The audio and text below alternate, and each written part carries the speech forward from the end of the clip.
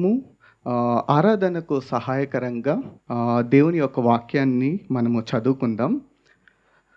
యోహాను సువార్త మొదటి అధ్యాయము 14వ వచనం. యోహాను సువార్త మొదటి అధ్యాయము 14వ వచనం. ఆ వాక్యము శరీరధారి అయి కృపా సత్య సంపూర్ణుడిగా మన మధ్య నివసించెను. తండ్రి వలన కలిగిన అద్వితీయ కుమారుని మహిమ వలె మనము ఆయన మహిమను కనుగొంటిమి. అదేవిధంగా మన స్క్రీన్స్ మీద డిస్ప్లే అయిన ప్లెయిన్ లాంగ్వేజ్లో కూడా ఈ యొక్క వర్స్ని అందరం కలిసి మనం చదువుకుందాం.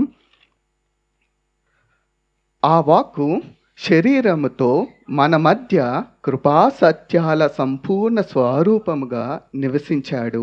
తండ్రి నుండి వచ్చిన ఏకైక కుమారుని ఉండే మహిమలాగా ఉన్న ఆయన మహిమను మేము చూసాము. మనము ఈ వచనాన్ని జ్ఞాపకం చేసే ముందు ఒక్క విషయాన్ని చెప్పాలని నేను ఇష్టపడుతున్నా.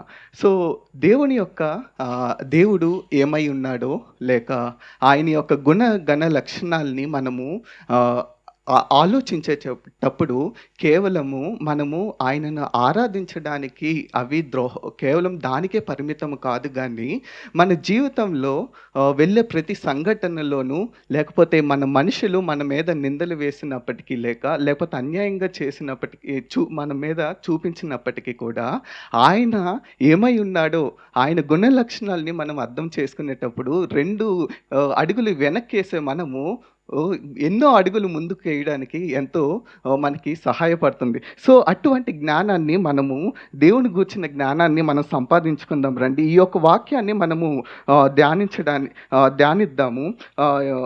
ఏమంటున్నది ఏంటంటే, మొదట ఆ వాక్యము శరీరధారి అయి. సో ఏ వాక్యం అండి? ఏదైతే ఆది యందు మొదటి వచనంలో ఏమున్నదండి? ఆది యందు వాక్యం ఉండెను. ఏ వాక్యం అండి? ఏ వాక్యం అంటే ఆ వాక్యము దైవత్వం కలిగిన వాక్యము. ఏ వాక్యం అండి? ఆ దేవుడితో సహవాసం చేస్తున్న ఆ వాక్యము. ఏ వాక్యం అండి? ఈ సమస్తాన్ని కలిగినదేది ఆయన లేకుండా కలగలేదు. సమస్తము ఆయన మూలముగా కలిగిన ఆ వాక్యము ఏమైందండి? శరీరధారి అయి మన మధ్య నివసించడానికి వచ్చారు. ఇంకా మనము ఆ వాక్యము శరీరధారి అయి మన మధ్యకు వచ్చిందని ఇంకా మనం అర్థం చేసుకోవాలంటే, హీబ్రూలకు రాసిన పత్రిక 4వ అధ్యాయము 15వ వచనంలో ఈ విధంగా ఉంటుందండి. మన ప్రధాన యాజకుడు మన బలహీనతల యందు మనతో సహానుభావము లేనివాడు కాడు గాని. సో ఇక్కడ చూస్తే ఆయన శరీరం దాల్చాడు. అది ఏ శరీరమో తెలుసా? మనం ఏ విధంగా మన బలహీనతలు, ఏదైతే మనకి ఏ విధంగా మనకి బలహీనతలు ఉన్నాయో, లేకపోతే ఏ విధంగా అయితే మనం శోధింపబడగలుగుతామో, ఆయన ఆ శరీరాన్ని ధరించాడండి. ఈ అనంతుడైన దేవుడు పరిమిత గలమైన మనిషి స్వారూప్యంలోనికి వచ్చాడండి. అదే కదా పాటలో పాడాము. ఇది మనము మానవ రూపము ఎత్తడానికి నువ్వు మా దగ్గరికి వచ్చావు. సో ఇక్కడ చూస్తే అనంతుడైన దేవుడు, వాక్యము ఆది నుండి ఉన్న దేవుడు, సమస్తాన్ని చేసిన దేవుడు మనతో పాలివాడవడానికి మన స్వరూపంలో ఆయన వచ్చాడండి. ఇన్ఫైనైట్ గాడ్, అనంతుడైన దేవుడు మన స్థాయిలోకి ఆయన దిగి వచ్చాడండి. ఎంత ప్రేమ అండి కదండి! ఆయన ఏదో ఒక ఏంజల్గా రావచ్చు, బట్ మనము ఏ విధంగా అయితే మనం ఉన్నామో ఆ విధంగా మనతో ఉండడానికే వచ్చాడు. అదేవిధంగా మనము ఆ విషయాన్ని చూసాము. ఆ వాక్యము శరీరధారి అయి ఎక్కడున్నారండి? మన మధ్య. ఇప్పుడు మనం చూస్తే చాలామంది దేవుళ్ళుగా అన్ని చెప్పుకుంటారు. ఏంటంటే వాళ్ళకి ఒక స్పేస్ క్రియేట్ చేసేసుకుంటారు, ఎవరు దగ్గరికి రారు. అదేవిధంగా ఇప్పుడు మనం చూస్తే పాత నిబంధన కాలంలో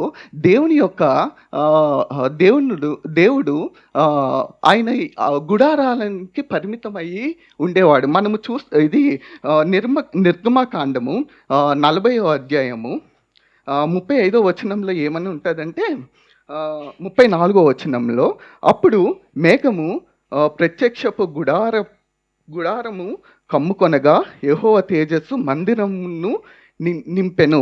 సో పాత నిబంధన లేకపోతే ఈ ఈ యొక్క కాంటెంపరరీ వరల్డ్‌లో గాని దేవుడు కాదని చెప్పుకునే వాళ్ళు ఏం చేస్తారంటే వాళ్ళు దూరంగా నిలుస్తారు.